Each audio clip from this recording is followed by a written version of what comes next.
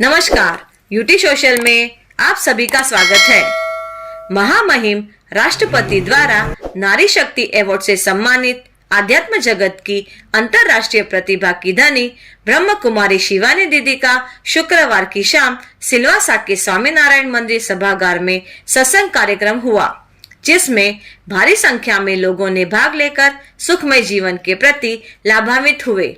जीवन को सहज, सरल एवं खुशनुमा बनाने में शिवानी दीदी ने जो मार्गदर्शन व प्रोत्साहन दिया, वह उपस्थित जन समुदाय के लिए काफी प्रेरणादायी रहा।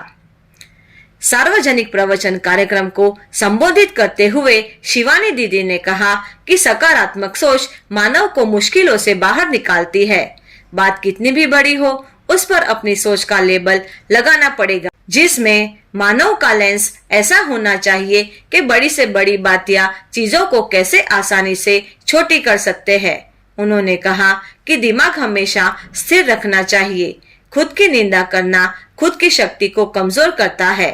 सोच ऐसी होनी चाहिए कि निंदा करने वाले के लिए आपके द्वारा जितनी भारी मात्रा में शुभकामनाएं या दुआ निकलेगी, आपकी आत्मशक्ति उतनी ही प्रबल होगी।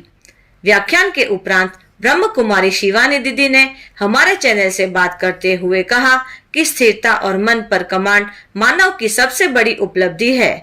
पेश है समीर गोहिल की रिपोर्ट।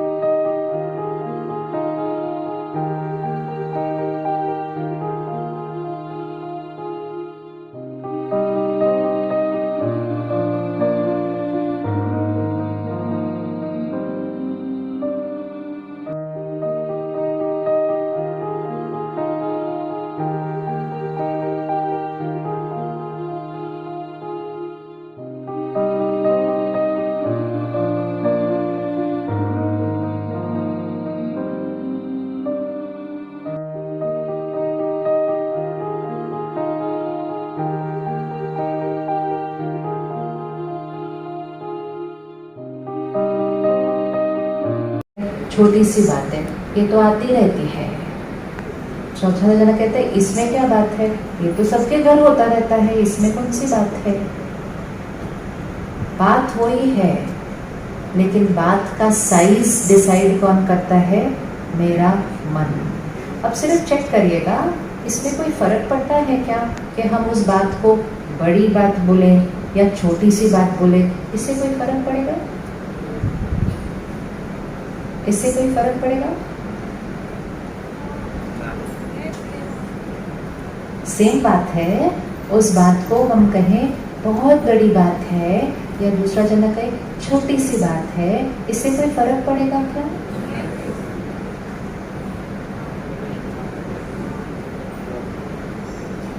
सोचो, क्योंकि बात चेंज नहीं हो रही। बात चेंज नहीं हो रही, सिर्फ मैंने बात पर जो लेबल लगाया है, बहुत बड़ी बात या छोटी सी बात या इतनी सी बात, छोटी भी नहीं, वो कोई बात ही नहीं है, उससे कोई फर्क पड़ेगा क्या?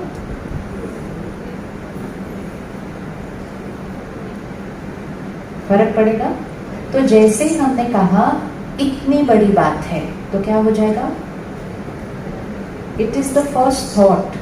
पहला लेबल लगाओ, इस बात में भी कोई कल्याण है। कैसा लेबल? क्योंकि जब हम कहते हैं ना छोटी सी भी बात है, तो भी बात तो है ना, अगर छोटी सी भी है तो सही। लेकिन जैसे ही हम कहेंगे इसमें भी कल्याण है, तो फिर वो बात मेरे लिए क्या बन जाती है? तूफान से वो तोहफा, कि इसमें भी कल्याण है। ये एक लेबल है, इसको यहाँ फिट करके रखना।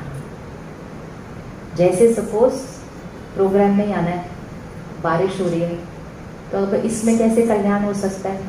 इसमें कल्याण ये हो सकता है कि आधे लोग आने नहीं, इसलिए आराम से हमें जगह मिल गई और हम बैठ गए और पहुंच गए। इसमें भी कल्याण है, हर चीज में कल्याण होता है। मौसम कितना अच्छा है, हवा कितनी अच्छी चल रही है, बारिश तो आती जाती रहती है। प्रकृति का भी शुक्रिया।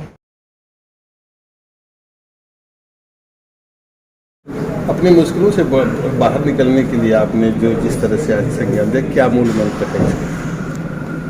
हर बात का सामना करने वाली शक्ति मन होता है, आत्मा होती है।